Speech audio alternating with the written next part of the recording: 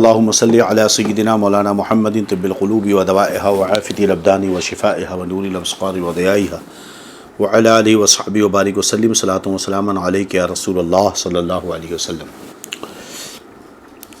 کل کے درس مسائل فقہیہ میں نجاستوں کے پاک کرنے اور کن صورتوں میں کون سی چیزیں کب پاک ہو جائیں گی اس پر گفتگو چل رہی تھی، اور یہ بتایا گیا تھا کہ جو چیزیں زمین سے متصل تھیں اگر وہ نجس ہو گئی اور پھر اس کے بعد سوکھ گئی تو اب وہ پاک ہے، سوکھنے کے بعد اگر اسے زمین سے الگ کیا گیا تو بھی وہ پاک ہی رہے گی۔ آج کل مٹی وغیرہ کے برتن استعمال ہوتے ہیں، پہلے وہی استعمال ہوتے تھے، آج کل بھی استعمال کیے جاتے ہیں۔ تو یاد رہے کہ ناپاک مٹی سے برتن بنائے تو جب تک کچے ہیں ناپاک ہیں، جب تک کچے ہیں ناپاک ہیں، جب تک کچے ہیں وہ ناپاک ہیں، بعد پختہ کرنے کے پاک ہو گئے، پختہ کیے گئے، سوکھ گئے، پکا لیے گئے تو اب وہ پاک ہو گئے۔ اسی طرح تنور یا توے پر ناپاک پانی کا چھیٹا ڈالا اور آنچ سے اس کی تری جاتی رہی،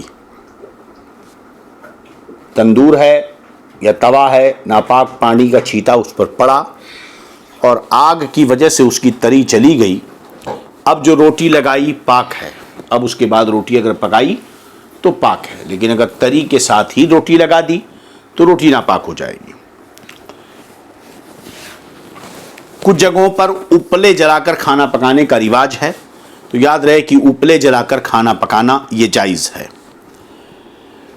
جو چیز سوکھنے یا رگڑنے وغیرہ سے پاک ہو گئی اس کے بعد بھیگ گئی تو ناپاک نہیں ہوگی۔ یاد رہے کہ سور کے سوا ہر جانور حلال ہو یا حرام جبکہ ذبح کے قابل ہو اور بسم اللہ کہہ کر ذبح کیا گیا تو اس کا گوشت اور کھال پاک ہے۔ نمازی کے پاس اگر وہ گوشت ہے یا اس کی کھال پر نماز پڑھی تو نماز ہو جائے گی، مگر حرام جانور ذبح سے حلال نہ ہوگا، حرام ہی رہے گا۔ پاک ہو جانا اور ہے، حلال ہونا اور ہے۔ جب وہ حرام ہے تو ذبح بسم اللہ اللہ اکبر کہہ کے ذبح کرنے سے بھی حلال نہیں ہوگا، لیکن بہرحال پاک ہو جائے گا کیونکہ جو ناپاک خون تھا وہ نکل گیا۔ یہ یاد رہے۔ سور کے سوا ہر مردار جانور کی کھال سکھانے سے پاک ہو جاتی ہے، خواہ اس کو کھاری نمک وغیرہ کسی دوا سے پکایا ہو یا فقط دھوپ یا ہوا میں سکھا لیا ہو اور اس کی رطوبت جو اس کے اندر گیلا پن ہوتا فنا ہو کر بدبو چلی گئی ہو، کہ دونوں صورتوں میں پاک ہو جائے گی اور اس پر نماز کیا ہے؟ درست ہے۔ درندے کی کھال جیسے شیر، چیتا، بھیڑیا وغیرہ کی کھال اگرچہ پکا لی گئی ہو اس پر بیٹھنا بھی نہیں چاہیے اور نہ ہی نماز پڑھنی چاہیے، کہ مجاز میں سختی اور تکبر پیدا ہوتا ہے۔ بکری اور میڑھے کی کھال پر بیٹھنے اور پہننے سے مجاز میں نرمی اور انکساری پیدا ہوتی ہے۔ کتے کی کھال اگرچہ پکا لی گئی ہو یا وہ ذبح کر لیا گیا ہو استعمال میں نہ لانا چاہیے، کہ ائمہ کے اختلاف اور عوام کی نفرت سے بچنا مناسب ہے۔ یاد رہے ایک ہوتا ہے مسئلہ کہ وہ پاک ہے یا ناپاک ہے، رہا دوسرا اس کا استعمال۔ تو وہابیہ غیر مقلدین کی بدتمیزی یہاں پر ہوتی ہے۔ ہمارے فقہاء نے جہاں تک پاک ہونے کا جو مسئلہ ہے شرعی وہ بیان کیا، مگر استعمال سے منع کیا ہے۔ یاد رہے کہ جیسے بھئی ایک آدمی کا گھر روڈ پہ ہے، باہر وہ دسترخوان لگا کر کھانا کھا سکتا ہے کہ نہیں؟ اس کا پیسج جو ہے روڈ کی طرف اوپن ہے، ایک دم بالکل لوگوں کا آنا جانا ہے، وہاں دسترخوان لگا کر بیٹھ کر کھانا جائز ہے، لیکن منع کیا جاتا ہے کہ یہ تہذیب کے خلاف ہے۔ روئی کا اگر اتنا حصہ نجس ہے جس قدر دھلنے سے اڑ جانے کا گمانے صحیح ہے تو دھلنے سے پاک ہو جائے گی، ورنہ بغیر دھوئے پاک نہیں ہوگی۔ ہاں اگر معلوم نہ ہو کہ کتنی نجس ہے تو بھی دھلنے سے پاک ہو جائے گی۔ غلہ جب पैर में हो और उसकी मालिश के वक्त बैलों ने उस पर पेशाब किया। अब तो ऐसा नहीं होता, लेकिन अब भी हो सकता है कुछ इलाकों में होता हो कि धान काट के लाते हैं, उसे खलियान में फैला देते हैं और उसके बाद बैल के जरिया उसको उस पर बैल को चलाते हैं, वो चलता रहता यहाँ तक कि धान अलग हो जाते हैं। गेहूं को पहले रखते थे, इस तरह चलता रहता था बैल यहाँ तक कि भूसा हो जाता, गेहूं अलग हो जाता। बाद में ट्रैक्टर ईजाद हुआ, फिर थ्रेसर आया और अब तो मशीनें आ गई। बहरहाल अगर गले पर बैल चला और पेशाब कर दिया तो अगरचे चंद शरीकों में तकसीम हुआ या उसमें से मजदूरी दी गई या खैरात की गई तो सब पाक हो गया। और अगर कुल बजिन्स ही मौजूद है तो नापाक है, और अगर उसमें से उस कदर जिसमें एहतिमाल हो सके कि उससे ज़्यादा नजिस ना होगा धोकर पाक कर लें तो सब पाक हो जाएगा। ये चूँकि ज़रूरत है, और इस सूरत में अगर नापाकी का हुक्म दिया जाए तो हर्ज शदीद है कि उसके अलावा कोई दूसरा रास्ता नहीं है। लेकिन अब तो ये सारे मसाइल हैं ही नहीं कि उमूमन थ्रेसर या मशीनें आ गई हैं जो ये सारी सूरतें जहाँ पैदा नहीं होती हैं। रांग शीशा पिघलाने से पाक हो जाएगा। जमे हुए घी में चूहा गिरकर मर गया तो चूहे के आसपास से निकाल डालें, बाकी पाक है, खा सकते हैं। ये कब है? जबकि घी जमा हुआ हो। और अगर घी पतला हो तो सब नापाक हो गया, उसका खाना जायज़ नहीं है। हाँ, अब ये उसे काम में ला सकते हैं जिसमें इस्तेमाल निजासत ममनू ना हो, कोई दूसरा काम हो। तेल का भी यही हुक्म है, तो दूसरे काम में जलाने वलाने में इस्तेमाल कर सकते हैं, कहीं बाहर रोशनी वगैरह करनी हो या कुछ और ज़रूरत हो, दूसरी ज़रूरत जिसमें इस सब चीज़ों का मसला ना रहे। शहद नापाक हो जाए तो उसके पाक करने का तरीक़ा यह है कि उससे ज़्यादा उसमें पानी डालकर इतना जोश दें जितना था उतना ही हो जाए, तो 3 मरतबा यूं ही करें, पाक हो जाएगा। मसलन 1 किलो शहद है, उसमें 2 किलो पानी डाल दिया, अब पकाया कि पानी जलकर फिर 1 किलो बचा, फिर 2 किलो डाला, फिर जलाया, फिर 2 किलो डाला, फिर जलाया, तो अब 3 मरतबा किया तो पाक हो गया। नापाक तेल के पाक करने का तरीक़ा यह है कि उतना ही पानी उसमें डालकर खूब हिलाएं, फिर ऊपर से तेल निकाल लें और पानी फेंक दें। यूं ही 3 बार करें, या इस बर्तन में नीचे सुराख कर दें कि पानी बह जाए और तेल रह जाए। यूं भी 3 मरतबा में पाक हो जाएगा। या यूं करें कि उतना ही पानी डालकर उस तेल को पकाएं यहाँ तक कि पानी जल जाए, तेल रह जाए। ऐसा ही 3 दफ़ा में पाक हो जाएगा। और इसी यूं भी कर सकते हैं कि पाक तेल या पानी दूसरे बर्तन में रखकर उस नापाक और उस पाक दोनों को धारा मिलाकर ऊपर से गिराएं, मगर इसमें यह ज़रूर ख्याल रखें कि नापाक की धार उसकी धार से किसी भी वक्त जुदा ना हो, ना उस बर्तन में कोई कतरा नापाक का पहले से पहुंचा हो, ना बाद को, वरना फिर नापाक हो जाएगा।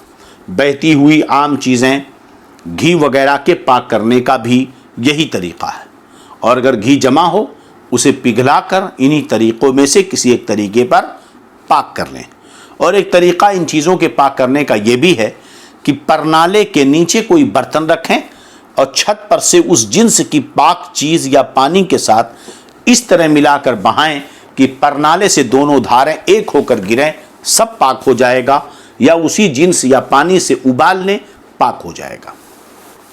चलिए, जानमाज में हाथ, पाँव, पेशानी और नाक रखने की जगह का नमाज पढ़ने में पाक होना ज़रूरी है।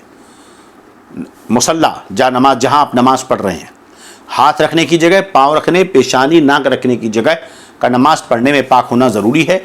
बाकी जगह अगर निजासत हो नमाज में हर्ज नहीं। हाँ, नमाज में निजासत के कुर्ब से बचना चाहिए कि आसपास में निजासत हो तो वहाँ नमाज नहीं पढ़नी चाहिए। अब ये सूरत मजबूरी की सूरत में होगी कि कोई रास्ता ही नहीं है, कोई और जगह नहीं, हर जगह नापाकी है, तो कम से कम हाथ रखने, पैर रखने और सजदा करने की जगह पाक होनी चाहिए। ये मसाइल उन सूरतों में है जबकि कोई दूसरा रास्ता न हो। और अगर दूसरा रास्ता है तो अपने करीब में निजासत हो तो वहाँ से हट जाना चाहिए, जहाँ पाकी हो, सफाई हो, वहाँ नमाज पढ़ना चाहिए। किसी कपड़े में अब ये कि निजासत है सोचकर नमाज छोड़ दे, ऐसा नहीं होना चाहिए। ये मसला इस सूरत में है, किसी कपड़े में निजासत लगी और वो निजासत उसी तरफ रह गई, दूसरी जानिब उसने असर कबूल नहीं किया, तो उसको लौट कर लपेट कर दूसरी तरफ जिधर निजासत पलट कर जिधर निजासत नहीं लगी है नमाज पढ़ सकते हैं, अगरचे कितना ही मोटा हो, मगर जबकि वो निजासत मौज़े सुजूद से अलग हो। एक जगह कोने पर निजासत लगी है, दूसरे पर नहीं, تو پلٹ دیا اور نماز پڑھ لی، مگر سجدے کی جگہ پر وہ نجاست والا حصہ نہیں ہونا چاہیے۔ جو کپڑا دو تہ کا ہو، الگ الگ دو ہوں ایک ساتھ رکھیے گا، دو تہ ہو، اگر ایک تہ اس کی نجس ہو جائے تو اگر دونوں ملا کر سی لیے گئے ہوں تو دوسری تہ پر نماز جائز نہیں ہے، اور اگر سیلے نہ ہوں تو جائز ہے۔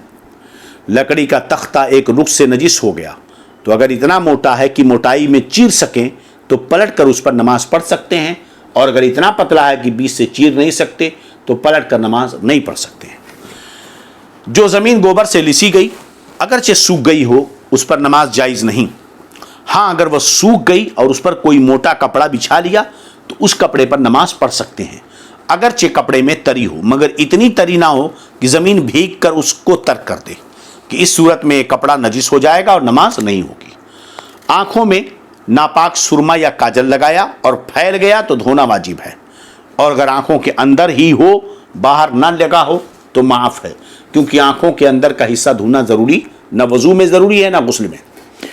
اسی طرح کسی دوسرے مسلمان کے کپڑے میں نجاست لگی، دیکھی اور غالب گمان ہے کہ اس کو خبر کرے گا تو پاک کر لے گا تو خبر کر دینا واجب ہے، اور اگر جھگڑا کرے گا تو چپ رہیں۔ اسی طرح فاسقوں کی استعمالی کپڑے جس کا نجس ہونا معلوم نہ ہو پاک سمجھے جائیں گے، مگر بے نمازی کے پاجامے وغیرہ میں احتیاط یہی ہے کہ رومالی پاک کر لی جائے۔ اکثر بے نمازی پیشاب کر کے ویسے ہی پاجامہ باندھ لیتے ہیں، اور کفار کے ان کپڑوں کے پاک کرنے میں تو زیادہ خیال کرنا چاہیے۔ آج کی گفتگو میں اتنا، کل انشاءاللہ کل سے استنجا کے مسائل ذکر کیے جائیں گے۔ اللہ رب العزت ہم سب کو دارین کی سعادتیں، برکتیں، رحمتیں، نعمتیں عطا فرمائے۔ السلام علیکم ورحمۃ اللہ وبرکاتہ۔ استغفر اللہ استغفر اللہ استغفر اللہ رب من کل ذنب واتوب الیہ، اشہد ان لا الہ الا اللہ واشہد ان محمد عبدہ ورسولہ۔ السلام علیکم ورحمۃ اللہ۔